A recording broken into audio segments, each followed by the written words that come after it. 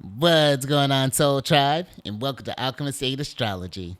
Justin here, and are you ready to get into them Lunar Shenanigans, which is a monthly or a weekly show that talks about the astrology from the perspective of the moon, whose domicile it's in, what phase it's in, when it happens to be going void of course, and to understand and to navigate the different configurations that the moon is forming with the other planets. And this is I was thinking that I need to start this the Lunar Shenanigans on a different day because it seems like each week the moon is starting off on having a rocky start. It enters into Capricorn when we start off the week, and it's got a harder aspect with Jupiter, which is at least something we're getting. It may not. It may be a bit of a fleeting gift. That's what I'm kind of feeling that one as being, or as I how I've been kind of understanding that. But the moon is in these harder aspects with the malefics as well, with Saturn and with Mars, and we'll kind of break down the nuances of that. And then once it moves into when we get through those couple of days, and the moon enters into Aquarius, then things start to ease up a little bit.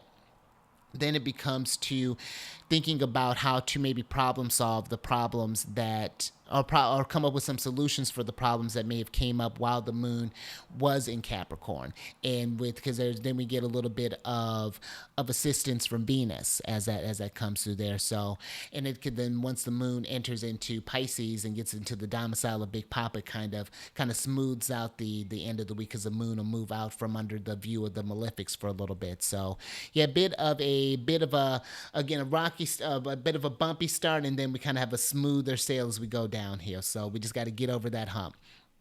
Now, before we jump into this, if you want to support the work that I'm doing further, down in the description box, there's a link for my Patreon page. So definitely go check that out. I have a couple of tiers on there. One will give you access to a monthly show that covers the most auspicious dates for each month.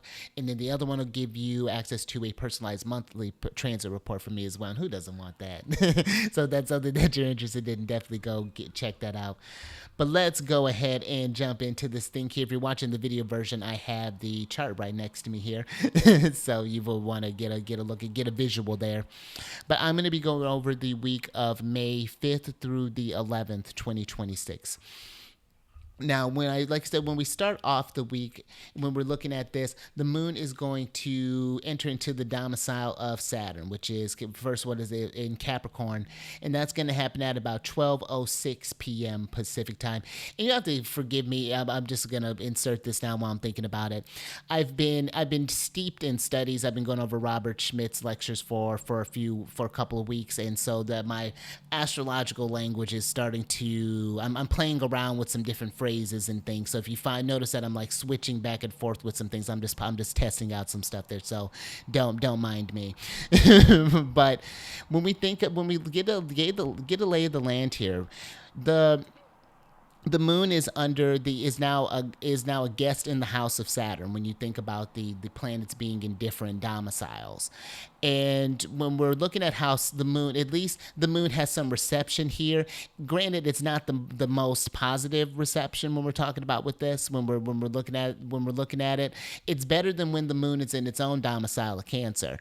But here in the meanwhile, you got Jupiter over here saying like, "Moon, I need stuff. I need stuff. I'm over here being exalted." The moon's like, "Well, you see what we're dealing with here." Because like I said, the moon's got a busy time here. It's got these hard aspects with the malefics, this hard configuration.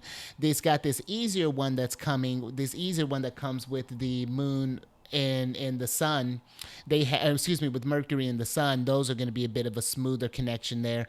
But there's even this tension even with Big Papa and the moon, who the moon has to take care of Jupiter, seeing that it's in its domicile during this period of time here. So the moon's kind of, when you think about that, the moon trying to take care of things under the conditions of a place that's familiarized for Saturn, that's characterized and that caters really to and benefits the Saturn activities there. This would give me the example of let's say let me pull up the aspects as I'm kind of talking about this. This would give me the visual of you inheriting some sort of place. Let's say you inherited like your a place from like a great uncle or like a grandparent or like a something like that, but it's a pretty shabby house. You're thinking Saturn, something that where maybe you didn't get it for you didn't have to pay a lot of maybe money up front to get it, but it's going to cost a lot of money to maintain it. And that could be where that hard aspect with Saturn's coming in. Because another thing to think about with that's really the one that I want to kind of focus on. There, you got that trine with Mercury, so that could be coming up and hearing some good news, for example. But then it's a kind of a double-edged sword here. So now I got this. Now I got some land, but now that's even Saturnian. I got some land, some property, maybe that I've been allotted because that the moon thing, something to do with fortune, but it may not be the most positive of fortune. It comes with some ifs, ands, and buts. And so that's kind of in which gives one a chance when I get to that trine with the sun to rise to the occasion, to kind of come into oneself, to take responsibility for this, to kind of build something. But when we get to that square with Saturn, let me actually pull that up on the chart. I want to kind of play on that a little bit, because I had a bunch of thoughts about this when I was kind of meditating on this. When you think about the moon trying to do stuff from the perspective of Saturn, how does Saturn provide for the moon? The moon, you think about it in the ways of nurturing things, of taking care. The moon being associated with the body the moon's very health conscious and things about that. Wants to take care, wants to please people. So this could be where Saturn, well, here's someone to take care. You want someone to take care of grandma, take care of grandpa.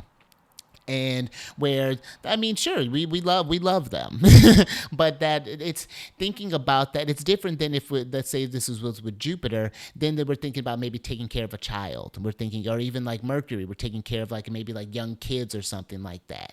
But here we're taking care of an elder, someone maybe when I think about that trine, even with the sun, that's even happening on the state. And I could pull that up too while I'm kind of show that kind of going through here. But even think about someone that we kind of hold in that state of reverence, and who's not necessarily weak in character per se, but it's just that the body has been worn down over time, Saturn. And it does require a different sort of knowledge, a different sort of care, a different sort of attention.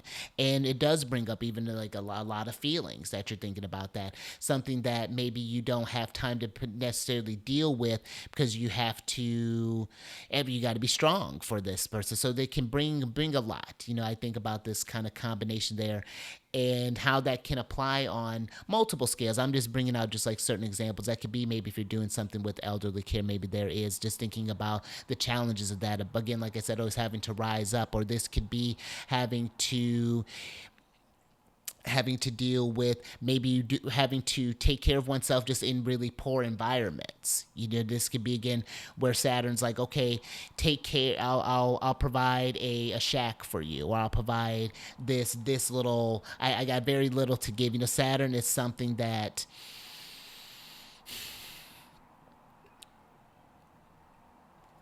Saturn's something that can leave one feeling kind of miserable, feeling downtrodden. That it can slow one down. It could even, I think about that, having the need to do all of these things, even with that opposition with Jupiter that we'll talk about next. That could even be needing to take care of a child or something like that. But then the body's really tired. That Saturn energy, and needing to have to go, even with that hard aspect with Mars as well that the moon is under. So you see where the moon can be under a lot of pressure, and it can be a lot of complex things that are happening when we're navigating in this. This could be having to try to do all the things. You're trying to make a living. Maybe you're trying to get some sort of business started up, or you're trying to keep the place that you're at afloat, but maybe things have been slow. Maybe there's been obstacles in the business that you've been dealing with. Because I've something to think about too with that aspect with Saturn. The moon is waning now, and it was thought when the moon is more, this is when the moon is more in its nocturnal phase. You know, that's been something interesting that I've been thinking about, and how it interacts with the malefics and the benefics. And even thinking about with Jupiter, Jupiter being is a diurnal planet, Saturn is a nocturnal planet, or excuse me, Jupiter's a diurnal planet, Saturn's a diurnal planet. And so the moon applying to that hard aspect with Saturn can bring on, even though it's in its domicile, it's still these, it's Saturn can give you a bunch of land to work with, but it can all be barren. And so it's like, what kind of gift is that? It's like, what? You just got to till to it. Just take care of it. You work with it, give it 10 years, and maybe it'll sprout some buds. And it's just like, what the hell, Saturn?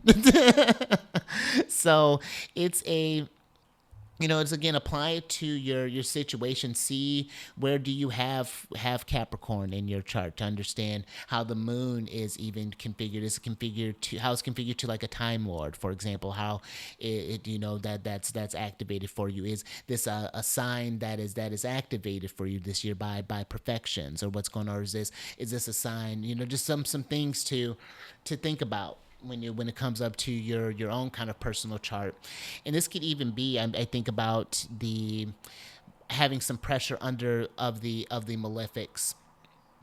This could be even the stuff, again, like I said, of the body, having to deal with any sort of like diseases and things like that, sicknesses, any sort of like soreness, things that wear down the body and stuff like that. But yeah, that's a couple things to think about. Let me pull up that opposition with Jupiter, because that's always I think something that's not, I think it can be thought of as when it is good to have the aspect and the testimony of the benefics, but I think something to consider when you have these harder aspects with the benefics. Now we're moving into the seventh here, kind of expanding on this journey through Capricorn. The moon's got a lot to contemplate. We got to take our time while we're going through the domiciles of Saturn.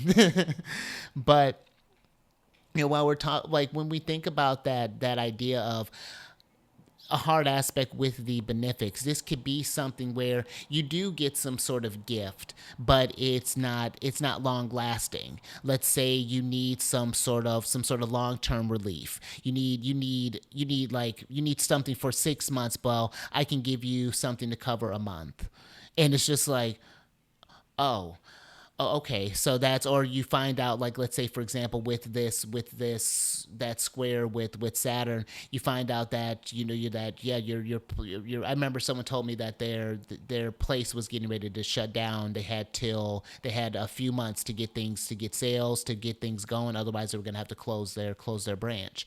And it is just like what can I do with that? Like, I have a bit more of my abundance is getting ready to run out. So that could be something where you're thinking about, how do I move from this? And that's even where you get to that square or that hard aspect with Mars. Mars can be thought of as that taking away of things. It's that, I'm pulling that up on the chart here, that sort of taking away of things. And all this is happening too while we're talking about this, that configuration with that testimony with Mars and Jupiter and the moon. The moon's very closely in conversation with those two, and even the sun's even pretty close into the mix, but the moon is able to see both of them, Mars and Jupiter, and seeing what is transpiring in this. How is Mars impeding on the goodness? Jupiter's that deliverance from evil, but something is keeping the hero, or keeping the thing from getting to bringing the relief, to bringing that release from bondage, that freedom that Jupiter gives.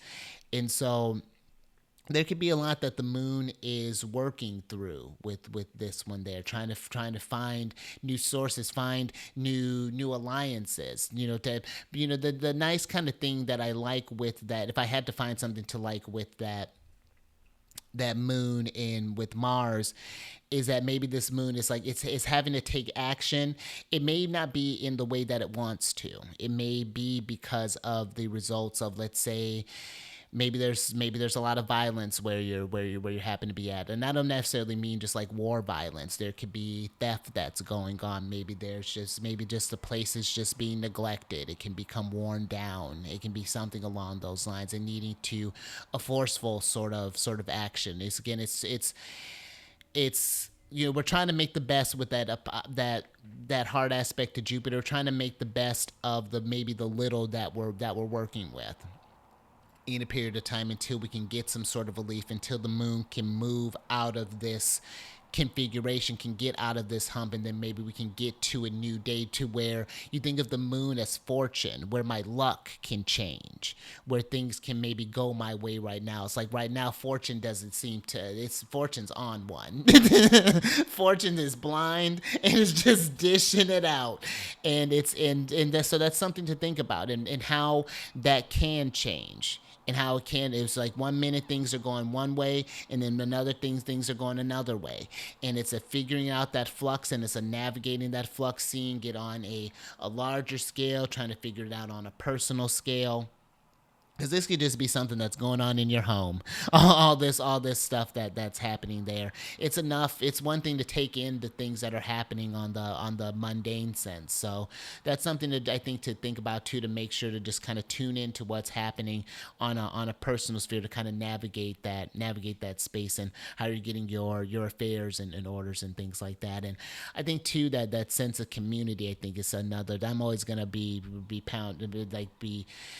a supporter of that sense of community can really kind of come into there. That moon can be the gathering that we kind of need to come together, to pull together some kind of resources, to kind of outsource there. That Jupiter could be that diametric configuration, can be that I need to ask someone for help. I need to ask someone who has abundance. Can I take that Mars square?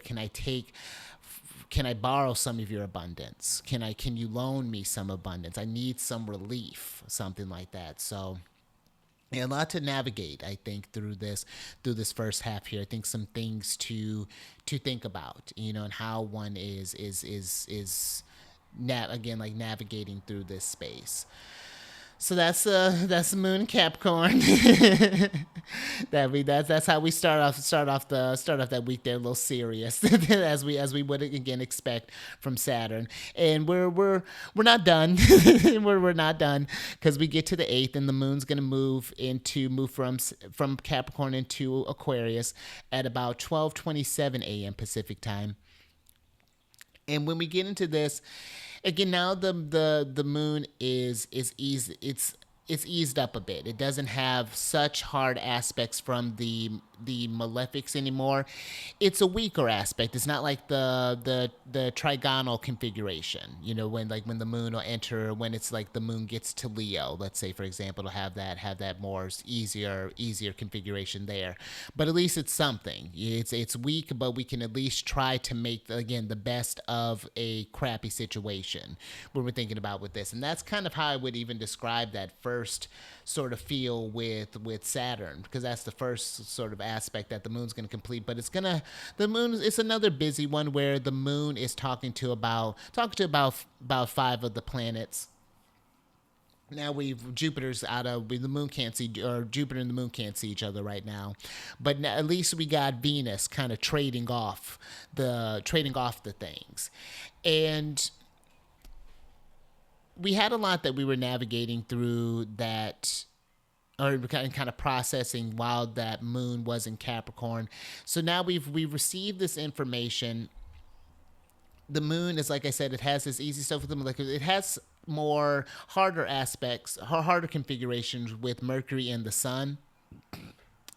And I think about that with this idea of not necessarily confusion, but this needing for brainstorming, to have to put the mind to work, to have to, okay, I know I have to do this. I'm thinking about that Mercury in that configuration, or that moon Mercury configuration, and there's the mind's working, the mind's thinking, and the body's trying to get on board with that. It's like, it's really trying to, it's like when you're trying to convince yourself, like, okay, I got to do this thing, it's going to be hard, I'm not, like, I don't want to do it, like, I could think of 100 other things I'd rather to be doing, but this thing is front and center. Whatever was, and that could be something too. I think about Saturn as that secretive nature, and this could be something where that's something that we've kept secret even to ourselves is revealed, and now we're dealing with what's been revealed, and there may be like a struggle with that. Let me pull that because I kind of like where that's going. I mean, I don't like not in theory, not the situation, but the description, the story of it. It's like we've got this idea of what's happening, and now we're trying to yeah, to try to talk ourselves into doing the thing, to take care of the thing. And I don't think this is something that we have to do alone per se. Of course, it's going to depend on the situation. Again, I know like every situation is nuanced, and I think that it's how can we provide the care that we can for oneself as best as we can, especially with that Venus Moon configuration. That's really positive one. That's nice to have that ease, that relief when we think about Venus. Venus is that idea of purity, of devotion. I think of there's a spiritual sense with the benefics.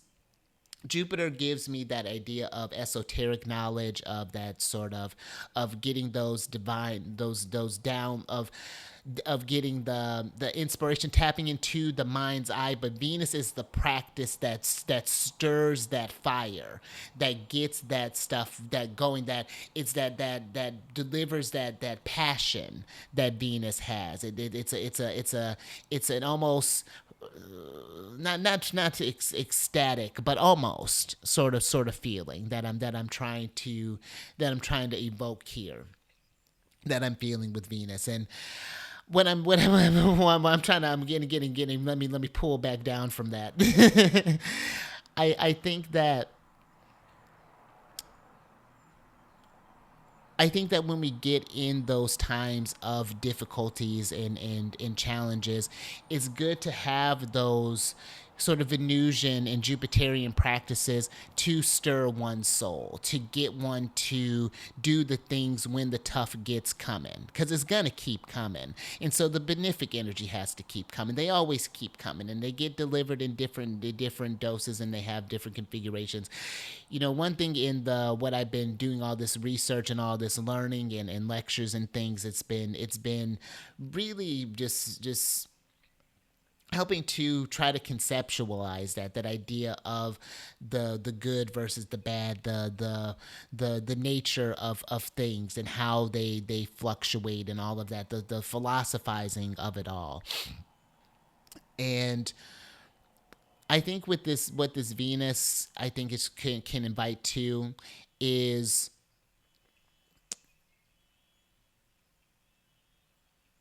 a new connection, a way of connecting with each other, that it's understanding maybe the commonality that we all have with others, to be able to see each other, to look maybe past appearances. I think about the moon representing that idea of appearance, and being able to connect on a deeper level, to connect on a more, to be devoted to community. I think in a certain sense of way, and that doesn't, whether could be like volunteering some sort of way. This could be maybe doing some kind of cleanup there. This could just be just a providing like an ear. Maybe you're doing something. Maybe you happen to work in, like, I think of Moon Venus. This could be some sort of like aid that's coming in, some sort of gifts. Maybe again, you think of I think of Moon Venus, like maybe some sort of like strong feminine presence that's coming into the mix to deliver some sort of news or something along those lines, and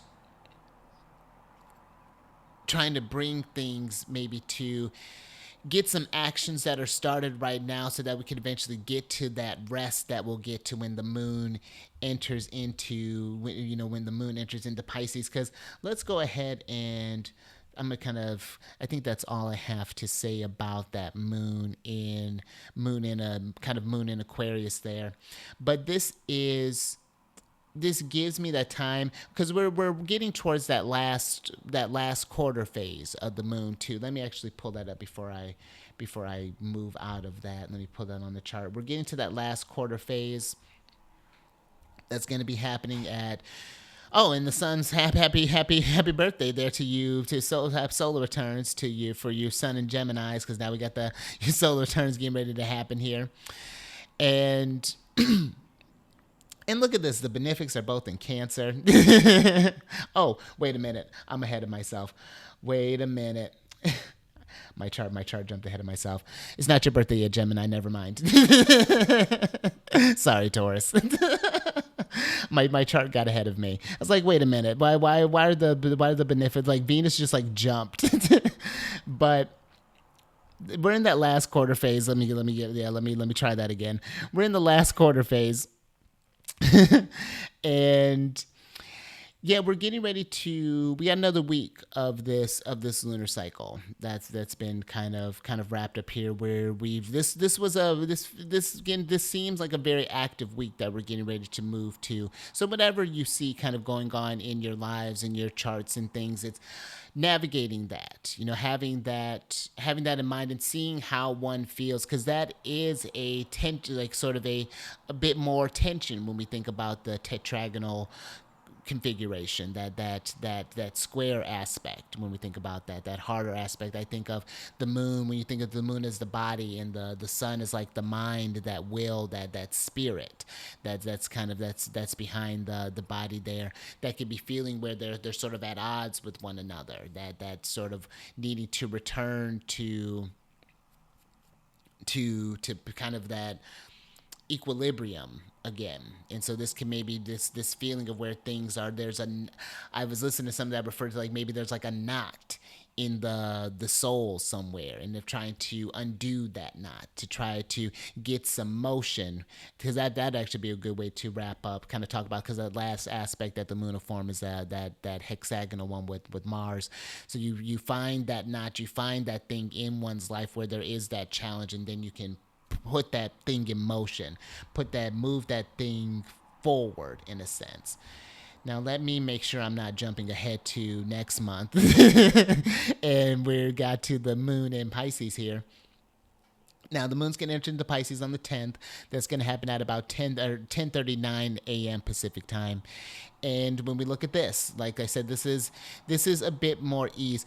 The trickiest thing is the square with Venus, which we're not going to talk about this week. But that's going to be the trickiest aspect. The only one that the moon is actually going to be able to receive kind of testimony with will be with Mercury. That's going to happen on the 11th. And let me go ahead and I'll go ahead and pull it up. But this one is definitely an easier time for the moon to be, and it's only going to have a conversation 1, 2, 3, 4 planets. As we get into that, that'll be a nicer way to start off the week. So you're welcome. Maybe I won't change. Won't change the start of the week, because now we'll be actually starting off to a better start. But let me go ahead and put that Mercury moon sextile there.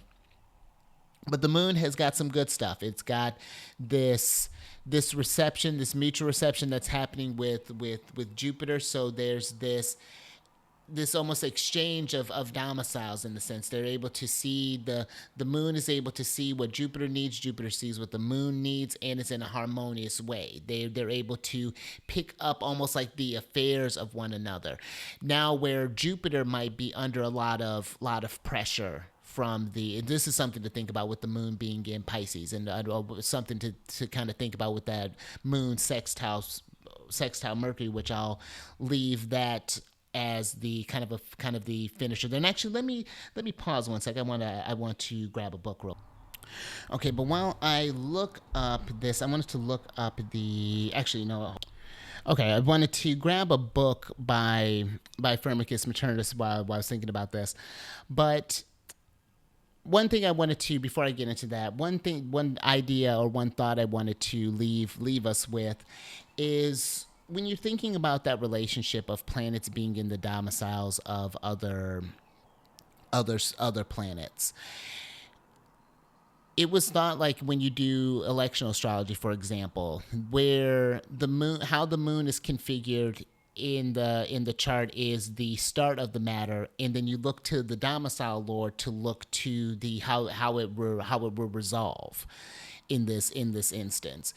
And when you look at that from the perspective of Jupiter, Big Papa, let me actually pull that chart up real quick while I'm talking about that. Big Papa is got a lot of pressure from the malefics, like I said, being with these overcoming squares.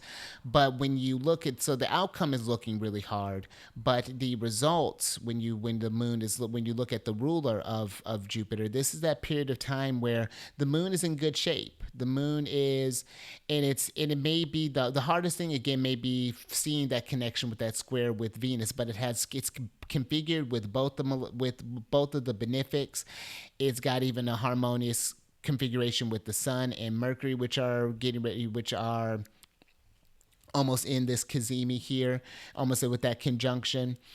So, and it seems like, even just thinking about that, I'm having like a bunch of thoughts right now. I'm just even thinking about that with that conjunction happening with the Sun and Mercury. It was thought that when the planets are going under the beams of the Sun is sort of taking away that light.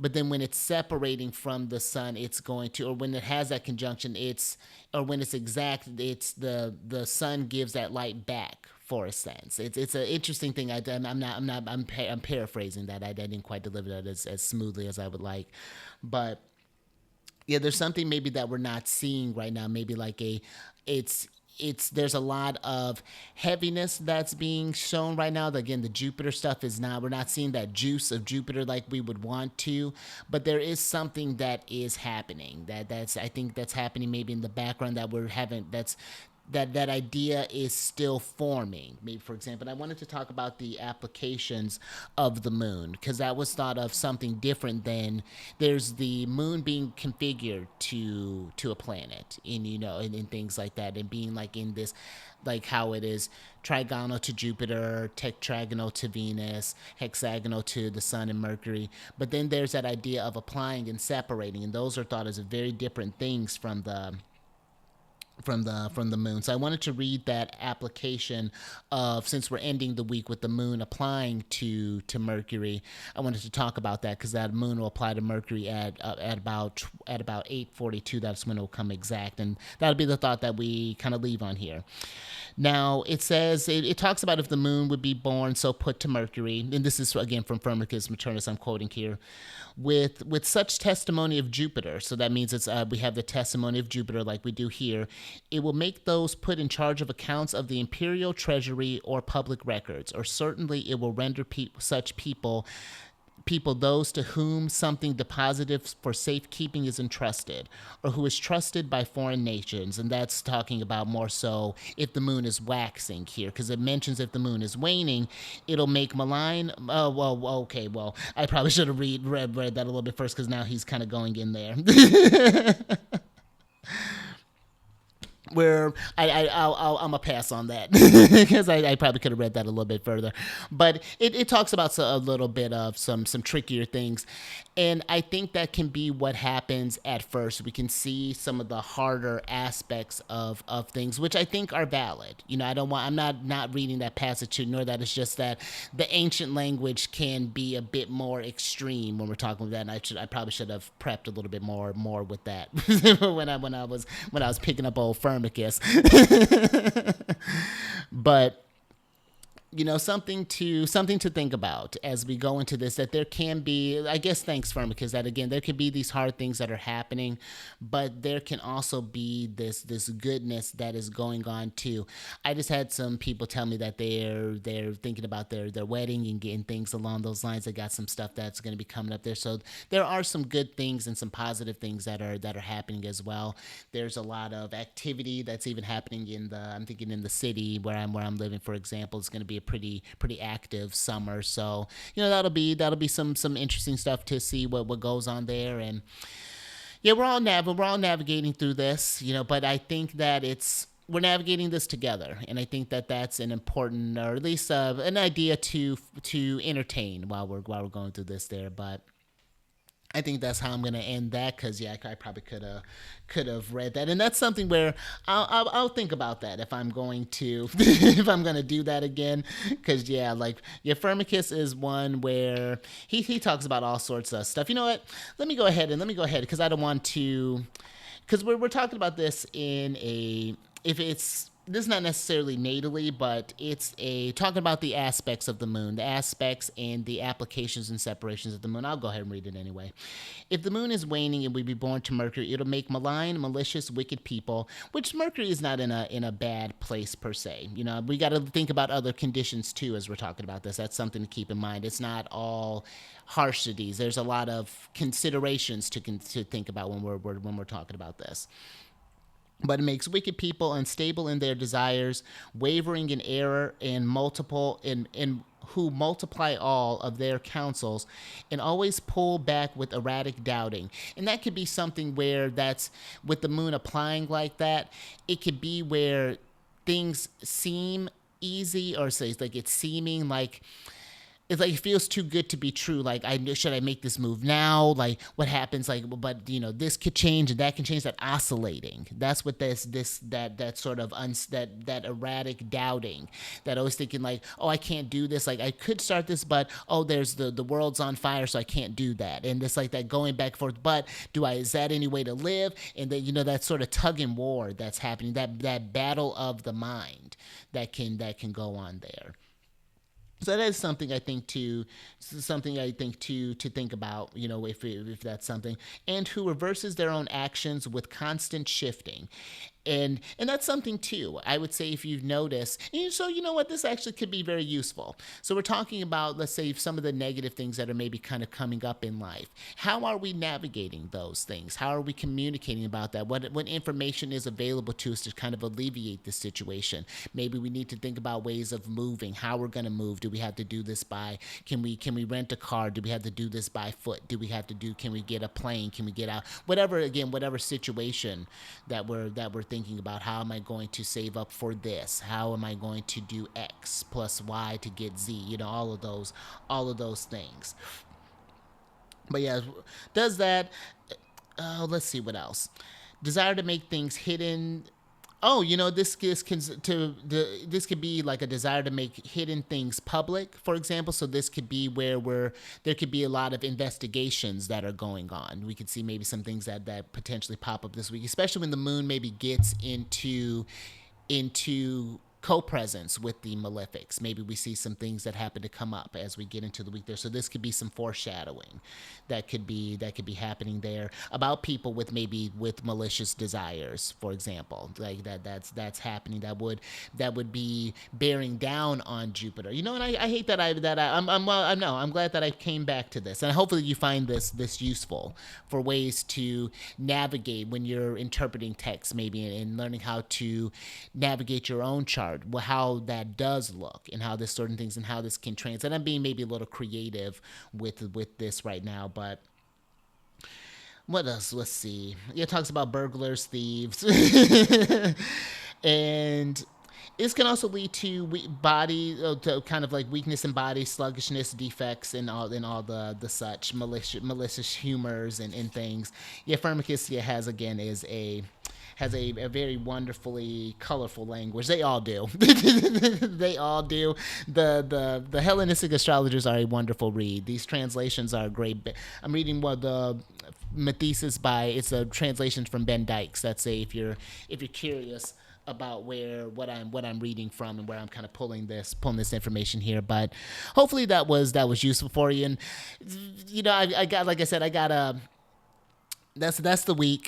We all got a lot that we're processing. Like I said, I've been mentioning that I've been doing a lot of studying over these last couple weeks, so that's why if my head seems all over the place, I'm juggling just like a bunch of thoughts right now, and I'm trying to bring all of that stuff to rest and things. But it's just been, my imagination has been, and the stuff that I've been learning and how I've been thinking about these things have been fruitful. So I'm just trying to bring them all together there. But hopefully this wasn't too disjointed for you.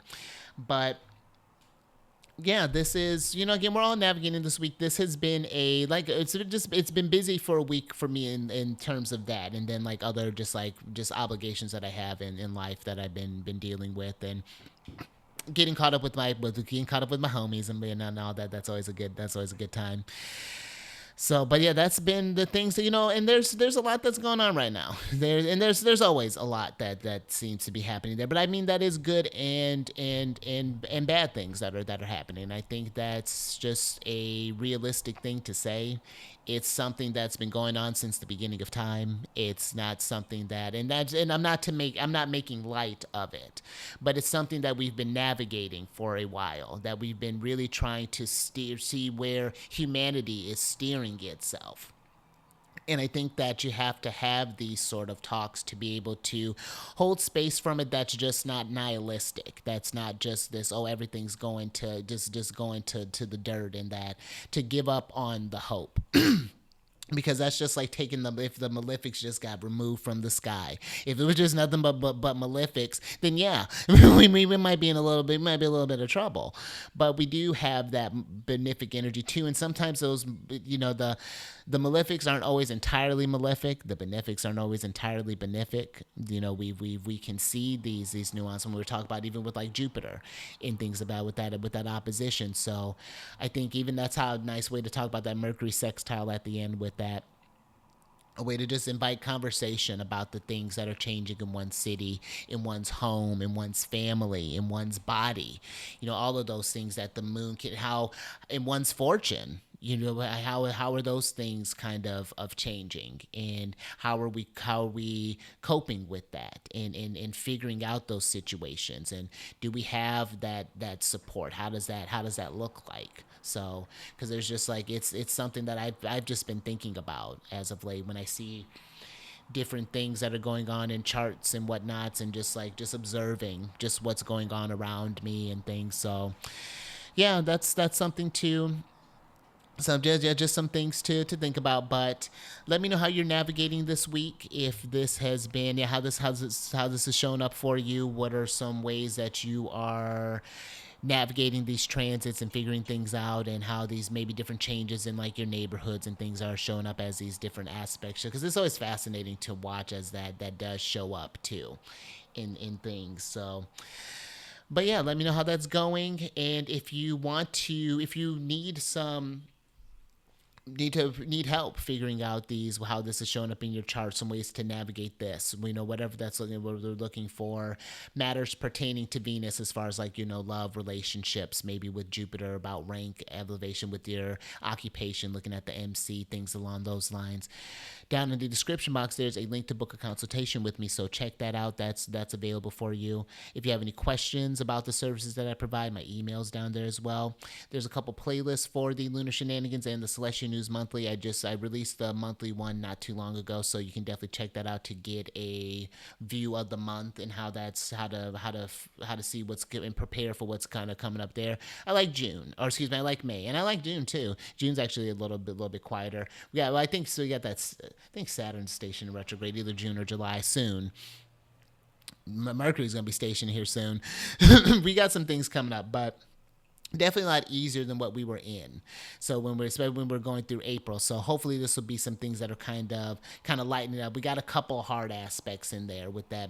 Like I said, we already were just talking about that Jupiter Mars tetragonal configuration that's happening in between Aries and Cancer. So that's already kind of been coming to for a while there. So yeah, we'll figure this out. But that's all down there, and then there are some playlists for these videos that I'm doing that are talking about different planets in different places, in the domiciles of different planets. So if that's something that you're interested in, that's all down there. That's all in my YouTube channel as well. So all right, but I think that's all I got for you. So until next time, stay mindful out there. Keep eyes on that moon. And I will catch you on the next one. Later.